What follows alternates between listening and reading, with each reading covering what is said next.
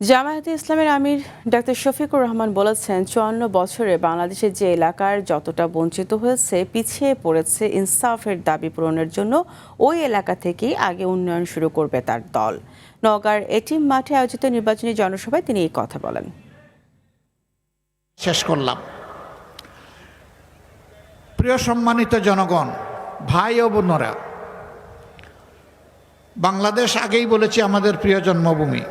৫৪ বছরে বাংলাদেশ বারবার সুযোগ পেয়েছে।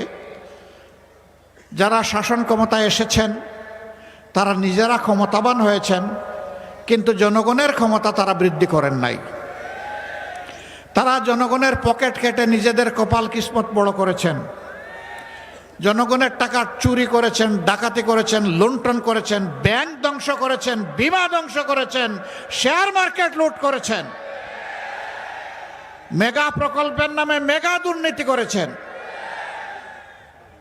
এই লুণ্ঠন করার টাকাগুলো দেশে রাখার সৎসাহস ছিল না বলে বিদেশে পাচার করে দিয়েছে, যার পরিমাণ হচ্ছে ২৮ লক্ষ কোটি টাকা। এই টাকা কার? এই টাকা আপনাদের। এই টাকা কার? এই টাকার মালিক জনগণ। জনগণের ট্যাক্সের টাকা, ঋণের টাকা, অনুদানের টাকা চুরি করে এরা বিদেশে লুণ্ঠন করে পাঠিয়ে দিয়েছে।